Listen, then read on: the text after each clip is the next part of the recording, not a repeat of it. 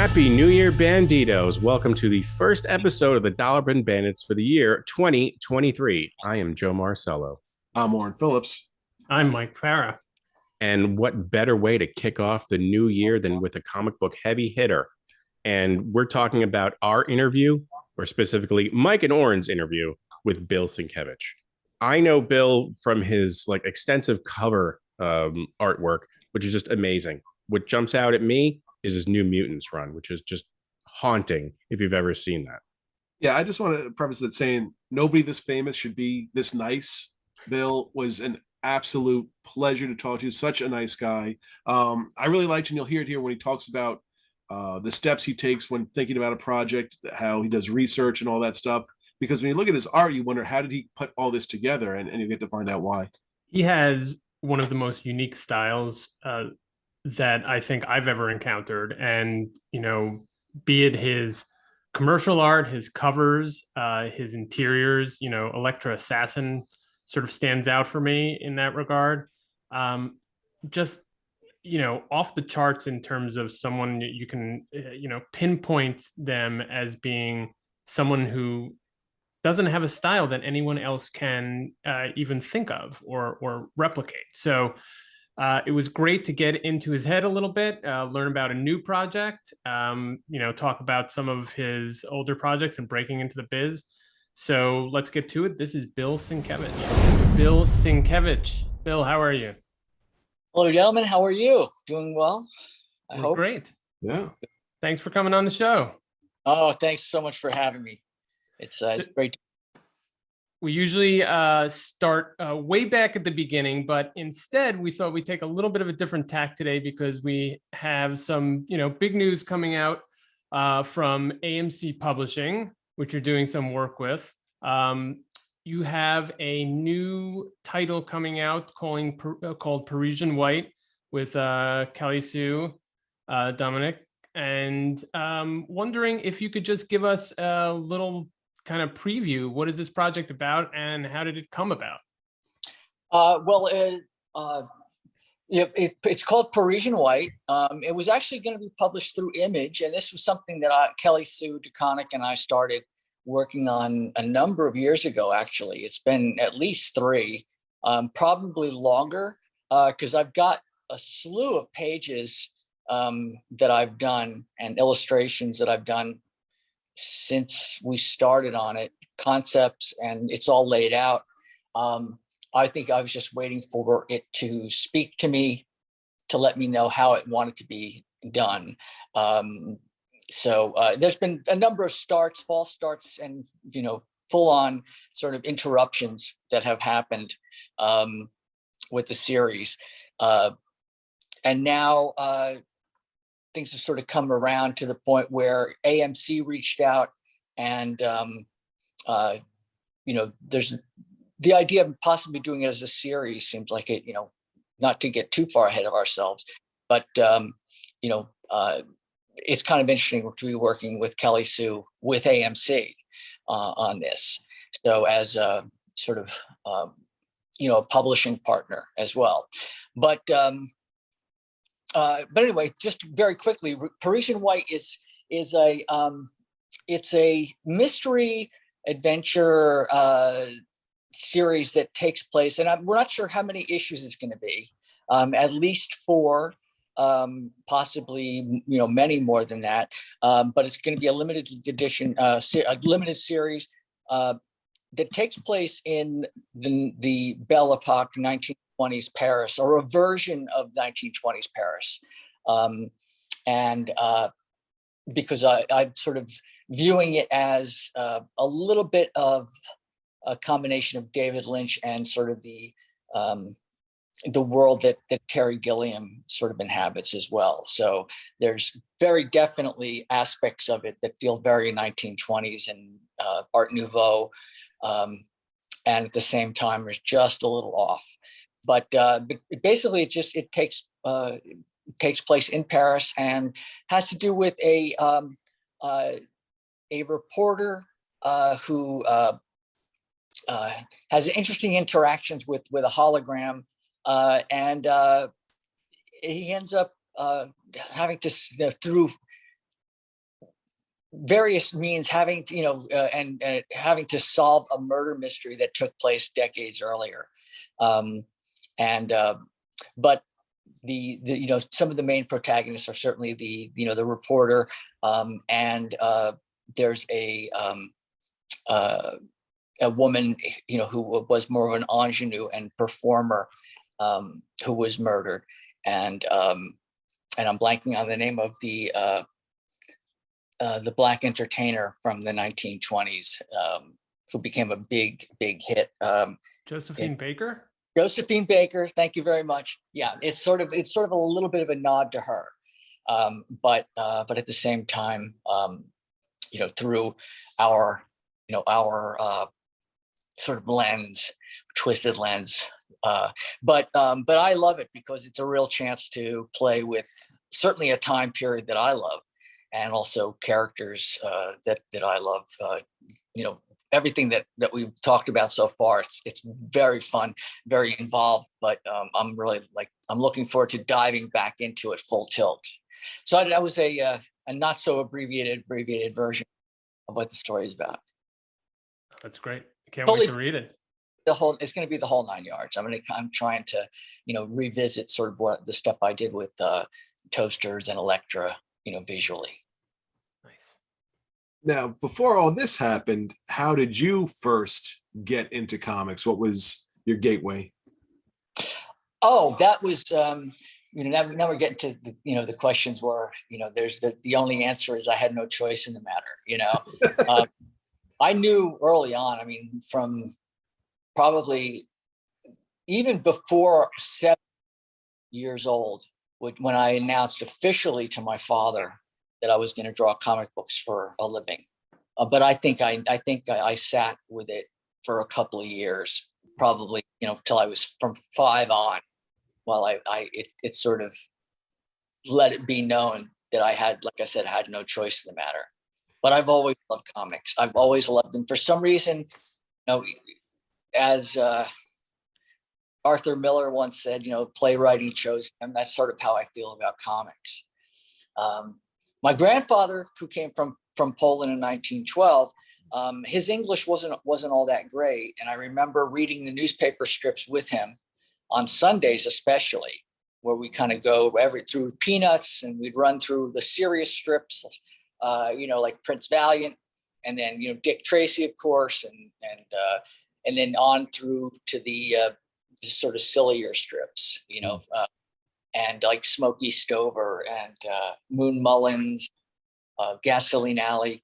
And I just remember loving reading comic strips because it was a great way to spend time with my grandfather. And because we both ended up learning, English. But at the same time, I also felt that it really exposed me to this multiple, these multiple universes, of serious kinds of cartoons, serious, very much straightforward, to bizarre sort of caricatures, from Blondie. Blondie was always, a cartoon married to a caricature, but,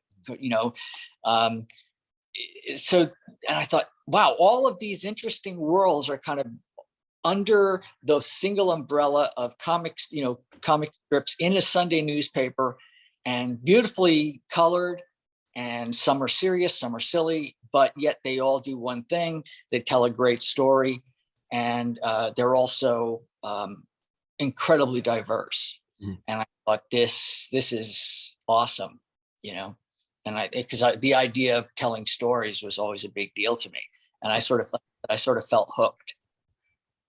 Now, you early on in your career, one of the books you worked on and got to work on was Fantastic Four. Being on a flagship book like that, as a young artist, what was that experience like? Well, it was kind of surreal being offered by Jim Shooter, the editor-in-chief, to work on the FF. That was kind of a I could have said no, but I couldn't say no, kind of. I was working on Moon Knight, and that was taking a lot out of me because I was trying to break away from the whole Neil Adams thing and find my own way. And when Shooter asked me if I wanted to take over the FF, at least for a little while, and I'd still be working with Doug, so both of us would be, upping our production. But at the same time, it was just, how do you say no to the FF? Right. And but what was interesting about it is that I felt in hindsight that Doug and I were sort of placeholders until John Byrne came in, because we were never really given the opportunity to play with any of the main villains, like the ones that I grew up in. My first exposure to the FF was I forget which issue it was, maybe in the first, second, third, I don't remember, but with the Red Ghost, with his apes. And I just remember thinking I'd love to be able to play with some of that stuff. So if you look at our run, all of these stories involved brain-eating parasites or some kind of robots or some things that were not at all canon. Right. So we were sort of just, dropped in the middle of it. So it was the FF, but it was, it was kind of a commercial break, or, not canon. Right. And so I have mixed emotions about the series. I enjoyed working with Doug on it. I enjoyed doing the FF.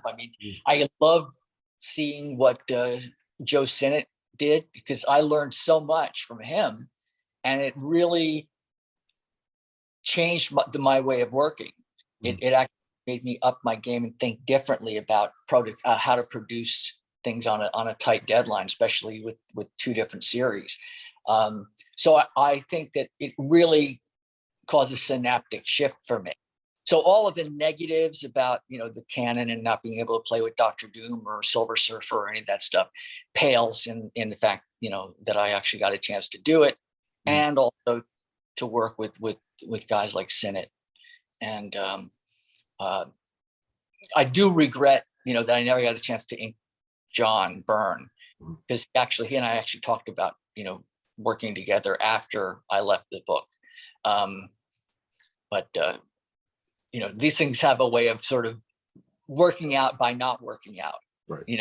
Or not working out by working. I'd say, it's certainly, I think John sort of came in and set the house on fire with it. So with what he did for a long run. Yeah, very long run. Now, for you as an artist, though, was the mentality sort of, let's keep the traditional way of drawing these characters as the previous artist did and just keep that line going? Or were you given free reign to put your own spin on some of the look and some of the feel of the art of the book? That sounds far more, than probably how I approached it. Because it wasn't so much like I was given free reign, nor did I feel any kind of sense of ego to I'm going to go in and just, the hell with everything.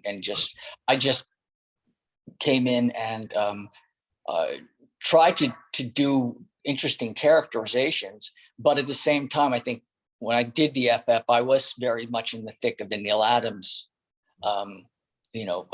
mindset. So I still remember Shooter coming to me and saying, that's not how Reed Richards, elongates. People would ask me, that say how would you describe Mr. Fantastic? And I said, well, he's not the elongated man. It's very different. It's like the elongated man was notorious for sort of, elongating his nose so he could sniff something, or drop his ear down in a fireplace, gets flicked by some thug with a cigarette, and that's how they know he's there. Mr. Fantastic would never do that. He was more. People say, what's the difference? Mr. Fantastic is more of a billower. He's a billower. Sail. He's he does big sort of expansive things. From the waist, up. But he thinks in terms of bigger body parts. He's not the kind of guy who'll elongate one finger. To him, that's why bother? So I had to adjust to that. Shooter, I got called on the carpet a couple of times, Reed Rich wouldn't elongate this way. It's like, oh, okay, fine. But yeah, but when I did the New Mutants, again, it's like I loved what Bob McLeod had done, but I really kind of wanted, in that case, I felt I wanted to do I had a very specific thing in mind with the kids. So in that I wanted to make them all look different. And I felt that what Bob had done was great, but it just didn't work in terms of how I saw them. So, I think people sometimes worry that when artists come in that they're trying to intentionally, shake up the apple cart or put their stamp on it or whatever. And sometimes it's not nearly as thought out, to good or ill. It's not insidious. It's not sort of like, hey, I'm going to make, stake my claim or make a mark. It's, you end up just doing, what needs to be done. Because I find that if you go in trying to tip over the, everything that's been done before, the readers can tell, and you end up pissing more people off. But there's probably a big difference there between that you just delineated between Fantastic Four and New Mutants. Fantastic Four being this iconic group, and so there are these unwritten or maybe written rules around how they must look and move and act and feel, versus New Mutants, even though there were quite a few issues under the belt before you came on, there's still sort of that malleability, right? In terms of these characters not as well known, not as much history. So you can feel a little bit more free to kind of explore that look and blow out the visuals. Is that right? Yeah.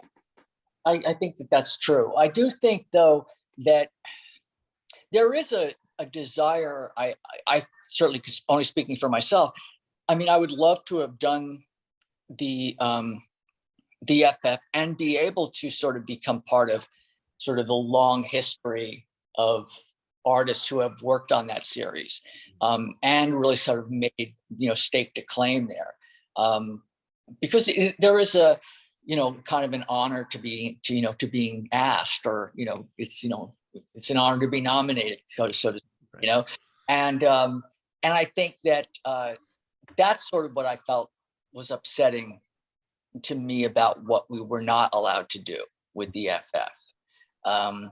So as much as I, say I didn't want to kind of go in and shake things up, I would prefer to be given license to do things my way, which is what I was allowed to do on the New Mutants.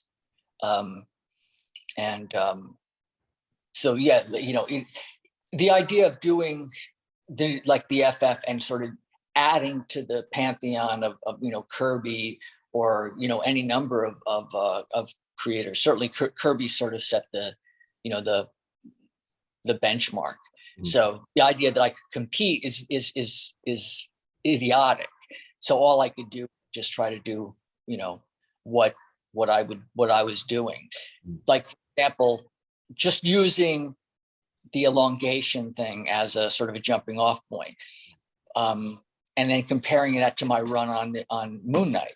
When I came in on Moon Knight, that was very much the Neil Adams thing. It was sort of, what if Marvel did Batman? And then I didn't finally get my legs in terms of how I felt the character ought to be until somewhere, well past issue 15, more into the 20. And it wasn't until the last series of issues, sort of issue 26 probably hit it, felt like I kind of grasped what I wanted to do with the character. So the 10 issues I did of the FF, and then again, sort of being sort of hamstrung, I would have loved to have been on that series for a while to kind of, contributed, which is sort of what John got a chance to do, but it's spilt milk, but yeah, I mean, that's, being part of it in any way, shape, or form is still fun. Sure.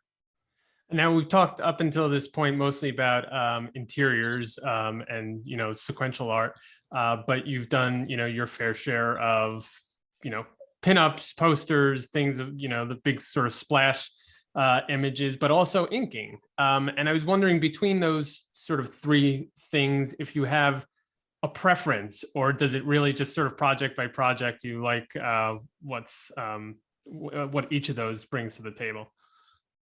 Well, I'm an artist in the sense that I just love to be able to put, tell stories and make pictures, picture make.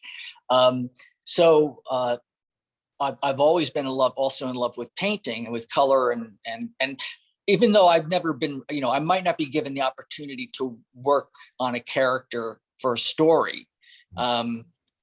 Doing a cover of a certain character, whether it's black and white or a painted version of a cover, in a way, it gives me a chance to do a character I might never get a chance to do, and kind of like, visit it and have fun with it, and then move on and move on to something, something else. A lot of the inking and finishing that I've done is really more of the fan in me, and also the artist in me getting a chance to work with some of the people whose work I really love. And certainly having inked, Gil Kane and John Buscema and Sal Buscema, Jim Aparo, any number of guys that, Carmine Infantino, artists that I grew up loving and admiring and being inspired by, to actually work with these talents in inking and finishing. And then plus plenty of my contemporaries and younger guys. I mean, certainly like Dennis Cowan and I feel like we're, one of those teams that I feel very confident in terms of what we try to do and what we do together. That's always fun. So for me, it's a chance to play as well, well as do things with characters that I might never have really gotten an opportunity to do before. I was going to fanboy out for a second here, because I think I can speak for Mike that you are on our sort of Mount Rushmore of artists. But we're wondering, when did you feel confident in your abilities? When did you say, you know what, I belong here, and the vision I have works in this medium? Can I let you know when I get to that place? So you're still on the fence about things? Well, I feel I've been incredibly blessed and fortunate to do what I love to do.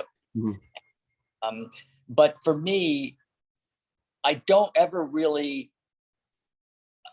I'm aware of the fact that I know enough to know how much I don't know.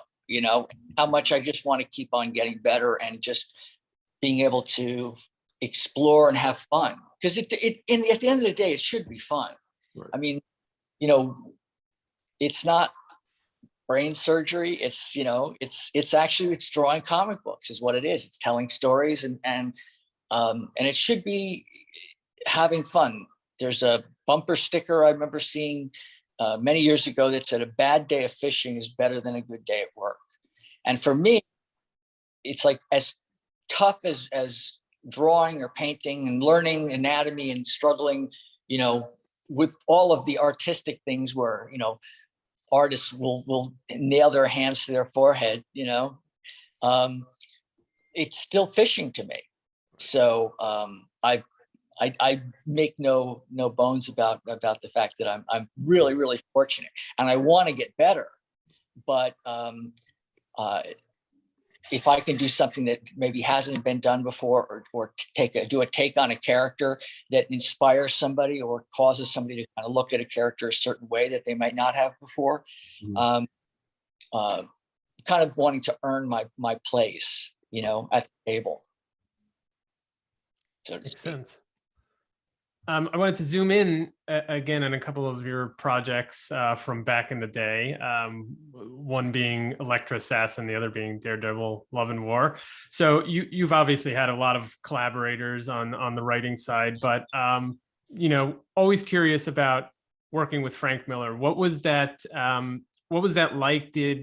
Were his scripts very tight? Did you have more of a collaborative sort of Marvel method storytelling process there?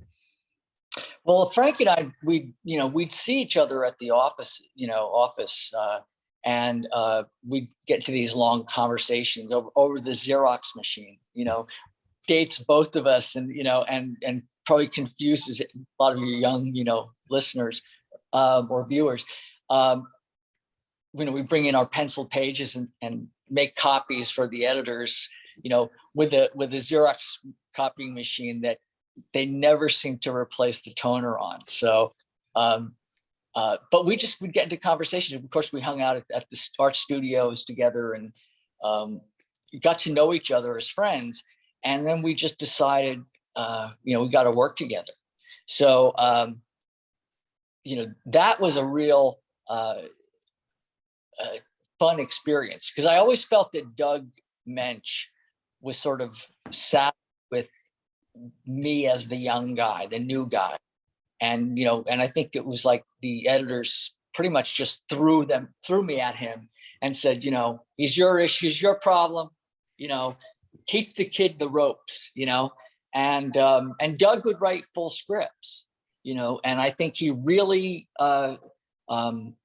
is absolutely amazing. But I think around the time that I started to want to write my own stuff, because I'd always written my own work, and I think that I started to bristle a bit with working with, not so much with Doug, but on full scripts, because I realized that part of my own mental makeup is that if I'm getting excited about something, I want to run with it and come up with my own ideas. So you may, like person A may rob a bank, and it's like, and he makes a getaway and then gets caught over, like at the docks or whatever. It's like, I don't want to know. It's like, don't tell me how, he gets there from point A to point B to point C. Let me decide where he goes, and how he gets there. I don't need every panel to be descriptive about exactly, unless it's absolutely germane to the story. And then, I'll gladly put it in.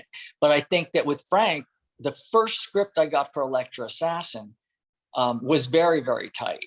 And I think that, that was just the way that Frank was writing. And I remember reading it, and because it was so much in the vein of what Frank was doing, which was sort of very intense stuff, very dark, a lot of, brutality, and a lot of the martial arts, kung fu, samurai thing was still pretty much a heavy part of what Frank was writing. And part of my own mental makeup is that whenever when I was growing up, whenever I was confronted with something very dark and intense, my natural tendency was to go toward humor, very dark humor, to cope. And so I would always find the absurdity in the darkest situations. So what was happening is that I was getting really excited by what Frank was doing. And the other part of me was mentally shutting down and going like, there's something really funny about this too. So when I interpreted what Frank had written, because that's the other part of the mechanism for me, is that if I'm excited by what I'm reading, I'm off and running. I don't just adhere to what's there. I start to go, well, what about this? Well, I can, this character over here, and this scene can lead to this, and it's it becomes a like a ping pong ball, or dropping a ping pong ball in a room of mousetraps. It's that kind of a thing, and it's just everything can kind of go everywhere, and there can be some beauty that comes out of all that chaos. That what I came back with kind of confused Joe Duffy, who was the editor, and Archie Goodwin, and Frank, and myself, but all I knew is that I was really inspired, and I had to follow where I'm going with it. I mean, none of us, certainly not myself, did I try to, again, using the apple cart analogy, when I wanted to run with it, I wasn't like, I want to change the medium. I want to try and explore this and and boy, this will show. There was none of that. It was like I just felt compelled to bring in some illustration kinds of aspects, or subconscious aspects, or emotional beats and subtext. I was really into sort of subtext and not showing certain things, or showing things that were incredibly ambiguous, you know, as well. That left a lot to open interpretation, and none of that was really cognitive on my part. It was so much of it was jazz to me, and just seeing what I could do. And so from that issue on, Frank wrote less and less and less for me to work with, and our back and forth, and personally when we just hang out, would be filled up with just laughter. And it was like all of a sudden we sort of became this melded creature that worked together, and we were like one mind about how Elektra and Garrett. I mean, Perry was supposed to be done and gone with with issue 2, and even Garrett, I think, was going to be a little bit like Jesse Pinkman. You know, it's like, you're dead at the end of the season. You know, it's like, well, maybe not. You know, you're actually around for the long haul. And I think that's what happened when Frank and I worked together. So it was really so much fun, and I can't really think of another scenario where it's been that explosive and that much fun to sort of push. And although I've had very similar experiences working with Chris, with Claremont on whom I adore, Neil Gaiman, and with Alan Moore, it's like they're all different. They're all amazing talents to work with, and they're all like rockets, that I'm just grabbing on for dear life. Just, my job is to not fuck up, and yet with Frank and I, it's like, maybe because it was the first time that had really happened. It was something that remains, super, super special to me.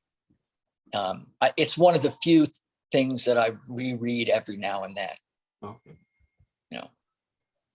I realize I apologize to you and to everybody if I'm going on and on. It's like I'm traveling awesome.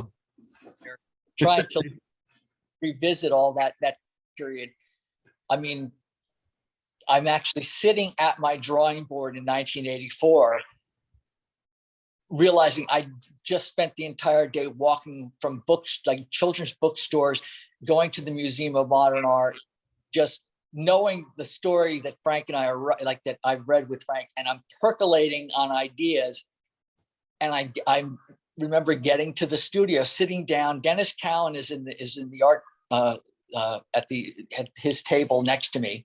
And I sit down and I make some coffee, and I'm eating a bran muffin. And I just remember just paid like 2 pages. I would just sit there, and I had no idea what I was doing. Just poured out of me, and I was done. It was like, okay.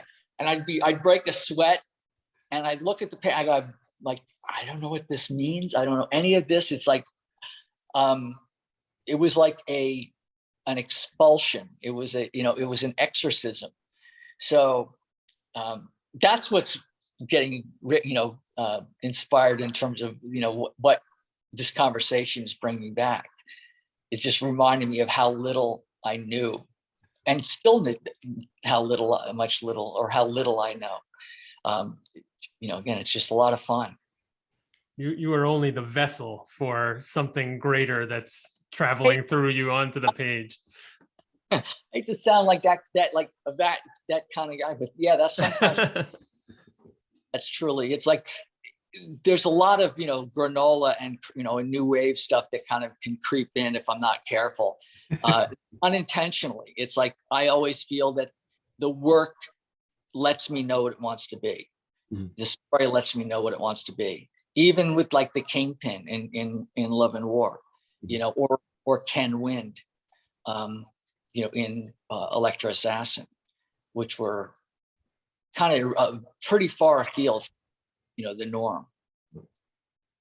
I want to talk a little about, and you touched upon it just a moment ago, but some of the research that you do when you go into a project. what are some of the techniques and methods that you apply when you're, trying to collect ideas for a project? It's actually gotten more intense over time. Early on, it was, pretty much driven by, the knowledge of comics and knowing anatomy and things like that. And but for me now, I find that I can work. I work very quickly, but a lot of what takes up the time now is the thinking and the planning, the finding of reference. To me, sometimes it's like, walking in a field and sort of there's all these, balloons, helium balloons that are sort of just hovering right above the ground. And you just start grabbing them, and then at some point you get enough and you achieve, an Ed Asner liftoff, like up, maybe get the whole house off the ground. But that's sometimes what it feels like. Mm-hmm. So like for Parisian White, I think part of the delay for me and what was driving me crazy is that any number of ways that I could be approaching it in terms of a very serious, art style, meaning,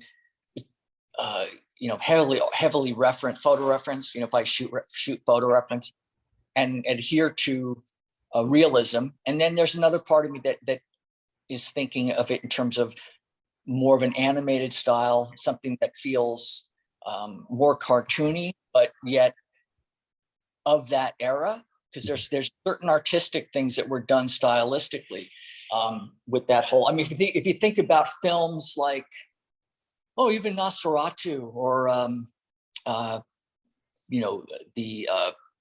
Cabinet of Dr. Caligari, it's like there was a specific kind of look, even in the comedies from like the Buster Keatons and Harold Lloyd, the flappers, the attire, the way the men looked, like it's like there was this odd little thing, like a lot of the women would smile. They always looked like they had little tiny chiclets for teeth.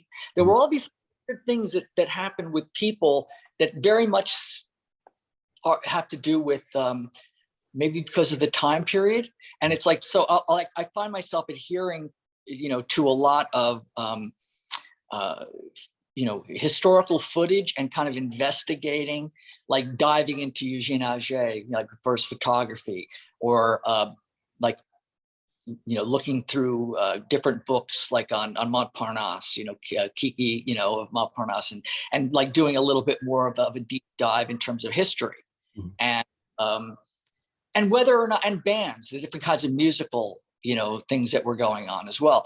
Not that any of it will make any big difference in terms of how I may approach it or not, but I feel like the more I can arm myself with ammunition in terms of how to approach it, I feel like I'm at least giving myself a fighting chance. Because the last thing I wanted to do would be to do, say, a comic adaptation of I don't know, you say Moby Dick, for like what I did do, but yet only have the superhero stuff as a frame of reference. I mean Ahab with rippling chest muscles, and there's got to be more breadth and depth and a wider array of sources to draw from. Mm-hmm. That my job is to sort of bring those into the story, and hopefully readers will respond to it. Mm-hmm. And I also love the idea of doing some work where I'm not handing everything on a silver platter. I'm not doing all the thinking for the readers. I love the idea of assuming a level of intelligence and investment on the part of the reader, that they want to get involved. Mm-hmm. and have some things be ambivalent or ambiguous, so that they have to do a little bit of work, and that they can come to their own conclusions, even if it's something that might be not rest easy with them. like, for example, very quickly, I think of two films by Stanley Kubrick, The Shining and 2001.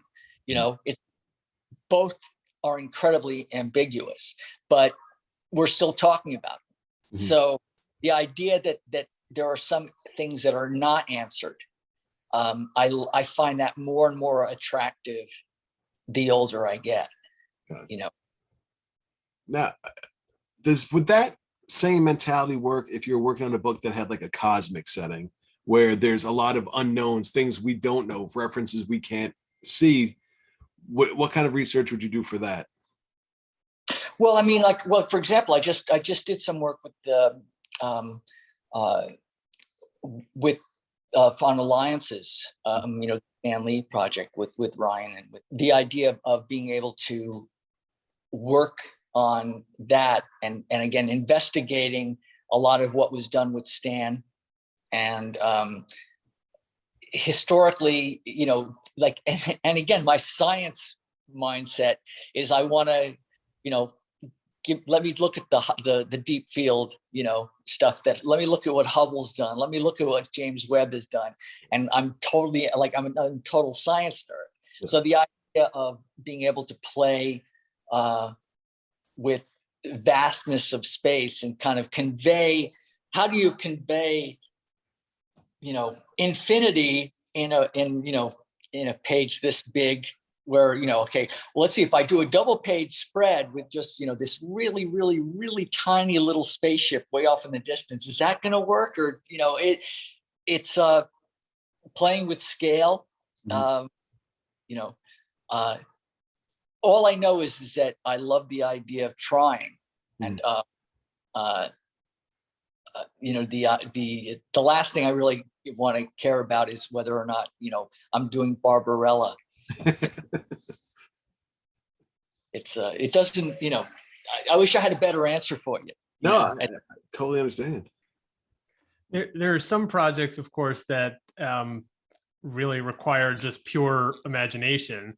And one that I wanted to go back to, and I can't believe it's almost 20 years old now, because I was like, oh, this was fairly recent, but it wasn't, was your contribution to Sandman Endless Nights, which I know is, in the scheme of things, sort of a smaller project, but I thought the material, or that world, the dreaming, just really fit your style, or your style fit the dreaming, or what have you. How did that project come about, and did you feel like this was a sort of a match made in heaven in terms of material and your kind of work? Well, I mean, Neil, I'd known Neil from the UK. I mean, when I would visit, go to UCAC, I would stay some, period of time after. So I used to just hang out with Neil and Dave McKean and most of the people that I knew from Forbidden Planet. So we'd all just sort of hang out. So I got to know these guys, certainly Dave and Neil, before they sort of hit. And so Neil and we talked about working together on something, at some point. And of course, Neil came in and he was working on Sandman, and it wasn't until like a couple of years later when he finally said, oh, he kind of hit the ground running, and flying, really. And then so when he finally said, look, I want you to do this endless story, I was like, I'm in. So the big difference with that is that, he gave me like the wispiest of suggestions of a hint of ambiguity and ambivalence, and every vaporous kind of in like idea of a concept of an idea where nothing was really sort of nailed down, and then it was like, okay, make it here's a whole handful of air. Some of it's denser than air, and like helium. So, you contain it and make a story out of this. And that's sort of what he did. And it was the Marvel method on some kind of drug that hasn't been invented yet. That's what it felt like. So, and I remember Frank and Neil and I saw each other this past year in San Diego, and I hadn't seen Neil in ages.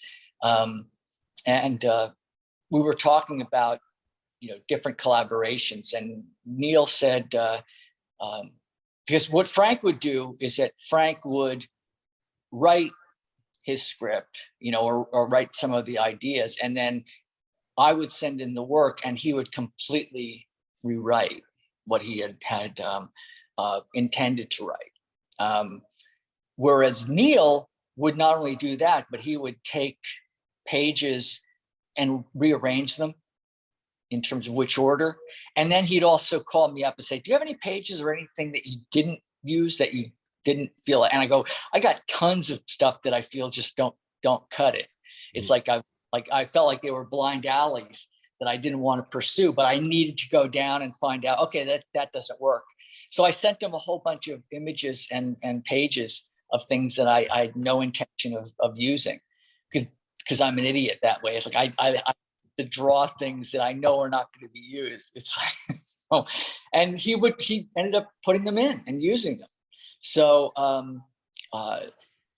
again, so it was, the story knew what it wanted to be, and again, when you're dealing with creators like, like Frank and Neil, it's like they're as open to the muse and being kicked around by it as as anybody, as I am, certainly. And I mean, that sounds very on topic, because of course the story, for those who don't know, was about Dream's sister Delirium, which you can tell by that name. I mean, if there's any story that would be ambiguous and wispy and and the process being ethereal, you would think it would be that one. So I think you guys nailed it. What's interesting is that what grounded that experience for me was it was sort of as an emotional center was all the work that Jill Thompson did. It was like, sort of just, I think she's just so brilliant. So for me, I kind of went like, okay, it's like, as crazy as I'm going off the deep end here and off the rails with what I'm trying, it's like her version felt really kind of like a spiritual center that I felt like I could like the gravitate toward, like some kind of something in super saturated solution. It's like you drop in a little bit of like one little crystal, and it just starts to grow off of that. And I sort of felt like everything I was trying just felt like completely out of solution. And then I would just touch upon her, what she had done. And I felt like, okay, everything started to grow from there and congeal and sort of make sense. But again, I had a wild time with that series, just when I say series, because that's what it felt like. Even though I did one story or several pages, it felt like I had gone through many iterations on just that small segment. So to me, it might have as well been a series. Makes sense. One project you work on that it's not comics, but it's very near and dear to my heart, was you did some of the Universal Monsters trading cards for Topps. Mm-hmm. And I'm a huge Universal Monsters fan, and I thought some of your art on that was above and beyond. I thought it captured the essence of these characters and these creatures so perfectly. And I've also seen drawings you've done of Frankenstein and stuff, which I think are absolutely amazing. How were you approached to do these cards, and were you a fan of these movies prior to the project?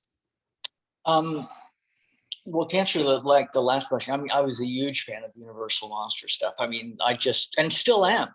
Mm-hmm. I really was kind of particularly disappointed in the sort of Dark Universe reboot. I sort of, as much of a fan as I am of Tom Cruise, I felt that the story should have been about the Mummy. It's like, and not about was becoming the mummy or saving the day or whatever. You know, it was like it felt like it didn't tell the story that I felt needed to be told, you know. So but that's just my own subjective take on it, you know. I agree 1,000%. Yeah. Well, but the point is that I like you don't get much more iconic than Karloff or Lugosi or, you know, or Chaney or any of those, you know, or even, you know, later on with, you know, Abbott and Costello meeting all of them. You know, I still feel that there's something really amazing about even the horror stuff that was comedic. And as much as, you know, I know that Nosferatu, you know, is not quite, you know, it's not in that universal world. That's still the most amazing vampire to me. But you know, but was it Claude Rains? I mean, was he the Invisible Man? The Invisible Man, yep. Yeah, I mean, I think that when they approached me to do the trading cards for that, I wish I had more time on the series, because I actually had to get those done very quickly. But I wish I had more time to really devote to conveying so much of what I loved about a lot of the films was that they captured a world of color in black and white. You know, because their expressionist use of values and shadow and things like that. Everything today feels like it's so well lit and so flat and filtered with, you know, different apt kind of things where everybody sort of has this kind of gloss or this over them, and it's just there's no edge to anything. It just feels amorphous. So, but that's a whole nother topic. So. No, I was gonna say, don't look at me, because when you talk about the makeup and the lighting and everything like that, and how it sets the tone, but like you said, that can go on for quite a while. So I will stem. Yeah, I love the idea of, well, it's the same way I felt about when I was going to school. It's like, you know, like the idea that if I'm being made uncomfortable, it means I have something to learn, you know, or to aspire to, or whatever. It's like, you know, challenge me. It's like, I don't necessarily want to be comfortable. So I might learn something, you know, and that's, to me, is like, you know, or again, something really kind of amazing about having your pants scared off you, you know, and I certainly did as a kid, you know. With some of those monster films that I remember seeing, some of them were the most schlockiest things that you know were out there, and I remember being terrified. And I looked at them now, and I go, obviously, my imagination was doing the heavy lifting, you know. But it still was just magic. I still get creeped out by Night of the Living Dead, and if I watch it and I take my mind away from the story, I'm just like, it's just regular people with a little bit of, you know, makeup on, banging on a house, but you put your mind into it, and it's just claustrophobia of these people are surrounding you. But yeah, it's so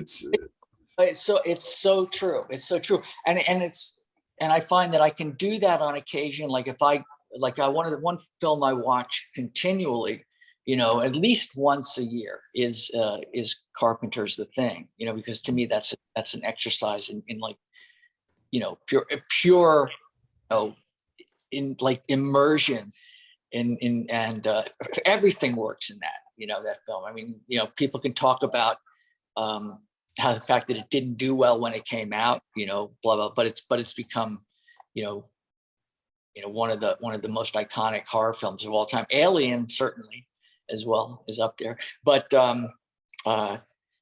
you know, but that whole the way that music, it worked in terms of music, in terms of how the story was told, the ambiguity, you know. I mean, is Childs, you know, is he infected, is he not? It's like, you know, this whole it becomes a guessing game. And I know a lot of people who watch stuff, it's like, well, you know, it didn't have a happy ending, or we don't know who, you know, if he's an alien or, you know, or not, you know, or the thing or not. It's like, yeah. That's the point. Yeah. That's what's great about it. Yeah. Yeah. so. Yeah. Totally agree. I know we're coming to soon to the end, but one question I wanted to ask you is that you've worked in so many different formats, trading cards, obviously comics, commercial art, I think you've worked in some animation and film and television. Is there something, do you just enjoy sort of the diversity of work? Because you always do tend to come back to comics. And I feel like you're one of the rare artists that could, if they wanted to, even become like a studio artist, like a modern artist that just does, gallery shows. Is comics sort of your anchor point? Will you always come back to that as a format? Yeah, that's pretty much accurate. Yeah. Yeah, I mean, I feel like I can, fly fish, and cast my line out and, visit galleries over here or work for an advertising campaign over there. But I sort of view myself a little bit like some version of a Seinfeld kind of character where like I've gone and I've done X, Y, or Z in terms of having a TV show or something. But at the same time, what I feel like the place I feel most at home is in a really crowded, like crappy nightclub where the ceilings are really low, and I'm holding a microphone and I'm against a brick wall, telling jokes. That's sort of what I feel like comics are for me. It's like that's my home. And I keep needing to come back to that. It kind of grounds me because I've always felt that comics are an art form, are as vital and valid as any other, more so in a lot of ways than others, and have been consistently denigrated and looked down upon. And that drove me crazy as a kid. Mm-hmm. So maybe it's a compensatory thing on my part, but I feel like everything else that's out there that kind of was validated and sort of, exalted, I was like, no, it's like, comics are in that vein. And it's like all of these things that you are all saying is so amazing. I'm going to take all of that stuff and I'm going to push it into comics. I'm going to show you that it works. Not only can comics handle it, it can do it like even better than some other stuff that's out there. It's like, it's maybe a very, very old or quote, very young need for respect or understanding for the medium. So it's like if this goal that if I can get one person out there to love and respect the media as much as I do, it's like, I feel like then it won't have all been a waste at all. So, if I could change one person's mind, though they kind of go, I guess it's not just for, for dumb kids, and it's like, it's more than that. Of course it's more than that. Yeah. I just revealed my mission statement. Hey, it's worked so far. Yeah. Well, hopefully, as long as they keep letting me play in the sandbox, I'll be happy. Well, we just wanted to say thank you so much for taking the time to talk to us this evening. Your work is absolutely phenomenal, and we spoke at the beginning about the AMC project. Are there any other projects that you're working on now that we should be looking forward to? Well, I mean, there's a couple of here, things here and there. I mean, I've got sort of my own stuff that I'm sort of revisiting that I want to start doing more of my own work again. I think Toasters took a lot out of me, and when I did it creatively, but I find that because I realize I'm not somebody who can sort of skate along at the surface. I need to kind of go in real deep, and for good or ill, that's just sort of the way my wiring. And I think that I'll certainly be doing that with Parisian White. But in terms of other things I'm doing, I'm actually working on a couple of covers for the Mark Silvestri Batman series, and bopping in here and there that on some other projects that I'm not really at liberty to say, but yeah, hopefully it's going to be an interesting, end of the year and beginning of the next year. So, but I'll, if you're interested, I'll definitely keep you guys posted if I have a better answer for you. No, we'd be honored to have you back. We have a whole ton of questions, but yeah, we'd love to have you back. And where are some places fans can follow you, keep up to date with what's going on? Well, you can follow me on social media. I was going to say I personally haven't posted anything on Twitter.